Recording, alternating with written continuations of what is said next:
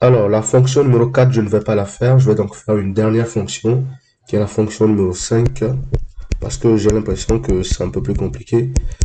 Qui nous fait x racine de x divisé par x plus 3. Alors, souvent les fonctions, lorsqu'on les voit, on a l'impression que c'est compliqué jusqu'à ce qu'on commence par rédiger l'ensemble des étapes. On commence donc par le domaine de définition.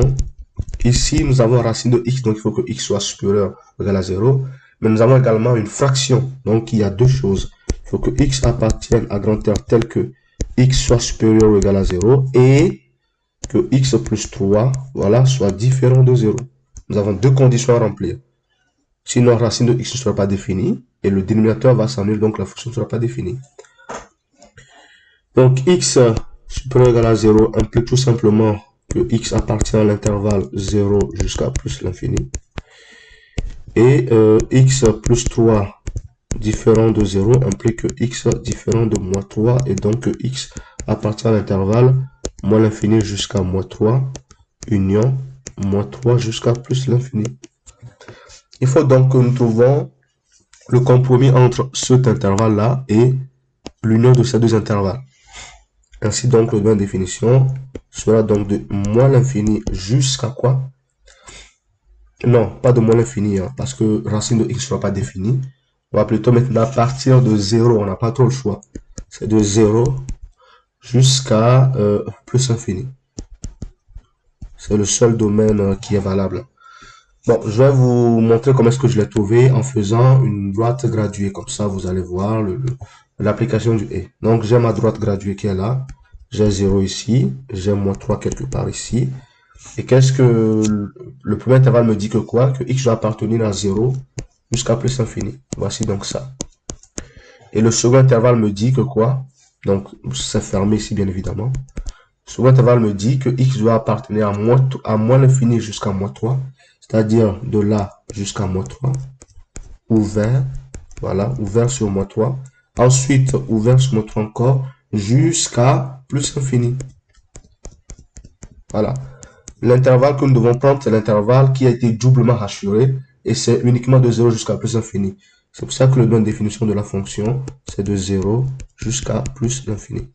Comme je vous le disais, au départ, ça a l'air compliqué, mais plus on avance, plus c'est facile. Une fois qu'on a le domaine de définition, on va calculer la limite aux bornes de domaine de définition, donc la limite de f de x lorsque x tend vers 0. C'est tout simplement f de 0 hein, qui fait 0. Et ensuite, la limite de f de x lorsque x tend vers plus l'infini, c'est la limite de x racine de x sur x plus 3 lorsque x tend vers plus l'infini, qui fait tout simplement la limite de racine de x sur 1 lorsque x tend vers plus l'infini est égal à plus l'infini, tout simplement. Nous avons donc les deux limites. On peut maintenant passer à la dérivée de la fonction. Donc, f' de x, c'est donc de la forme uv. Donc, prime qui nous fera donc u'v moins uv' sur v au carré. En l'appliquant, nous avons donc u', c'est la dérivée d'un produit numérateur. Donc, ça fait u', ça fait 1 fois racine de x plus x fois 1 sur 2 racine de x. Voilà. Tout ça fois x plus 3. Maintenant, moins x racine de x fois la dérivée de x plus 3 qui est 1. Tout ça divisé par le dénominateur au carré. Ça, c'est tout simplement égal 1 fois racine de x. Ça fait racine de x plus x sur, voilà. On met tout ça au même dénominateur. On a donc 2 racine de x au carré plus x. Tout ça sur racine de x. Et tout ça facteur de x plus 3 moins x racine de x. Tout divisé par x plus 3, le tout au carré. Ça me fait donc ça me fait donc 2x plus x facteur de x plus 3, voilà, moins x fois racine de x, le tout au carré, tout divisé par racine de x, facteur de x plus 3, le tout au carré. Alors, je pense que c'est ce que ça me donne. Mais pour éviter les erreurs, et voir que je tombe vraiment sur ça, je vais recommencer la dérivée sur l'autre page. Donc, je recommence la dérivée de a à z pour vérifier mes calculs. Ça me fait donc la dérivée de x, racine de x sur x plus 3. Voilà. Ça me fait donc 1 fois racine de x plus x fois 1 sur 2 racine de x. Facteur de x plus 3 moins x racine de x facteur de 1. Tout divisé par x plus 3 le tout au carré. Ça c'est égal à... bon, je vais mettre l'égalité ici. C'est égal à racine de x plus x sur 2 racine de x facteur de x plus 3 moins x racine de x. Tout divisé par x plus 3 le tout au carré.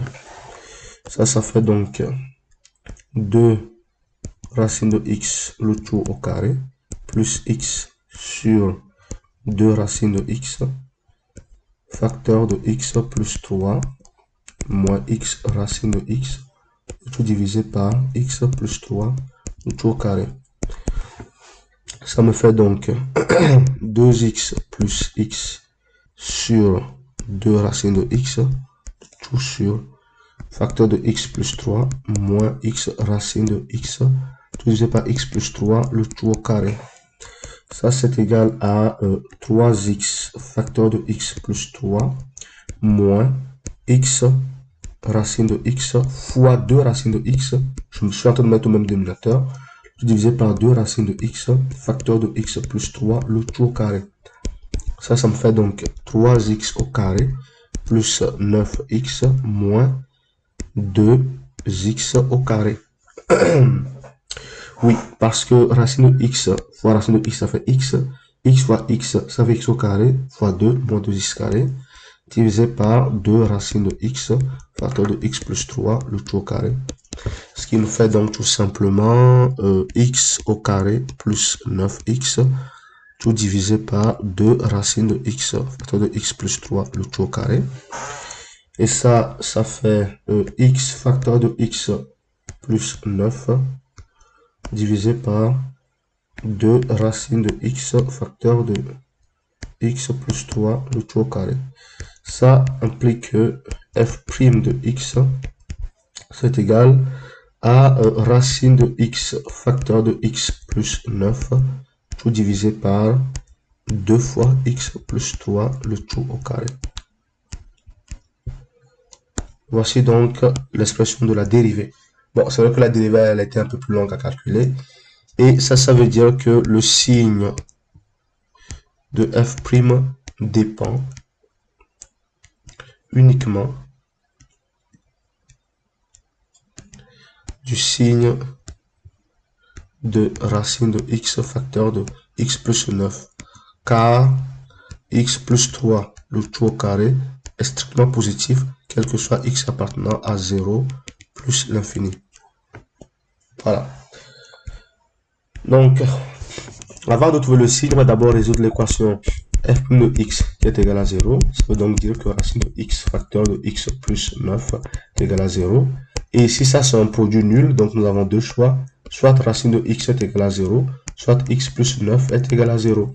Ça veut donc dire que soit x est égal à 0, ce qui est correct, soit x est égal à moins 9. Or, moins 9 n'appartient pas au domaine d'édition de la fonction, donc nous avons qu'une seule solution, c'est x est égal à 0.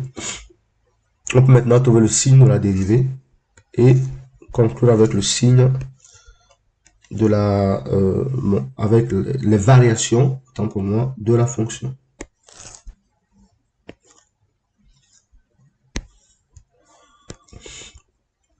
Donc je rappelle l'expression de la dérivée, hein.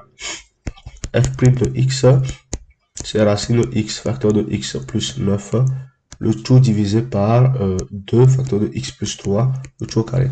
Alors, une fois encore, si ma dérivée comporte des erreurs, alors tout est faux. Donc n'hésitez pas à me dire dans les commentaires lorsque vous remarquez des erreurs. Sinon, avançons. Donc, la fonction est définie de 0 jusqu'à plus l'infini. 0 compris, bien évidemment.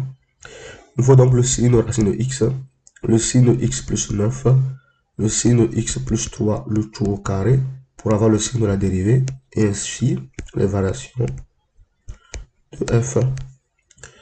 Donc, racine de x est positif, x plus 9 est positif aussi, c'est positif aussi, donc la dérivée est positive, la fonction est donc strictement croissante, vous voyez.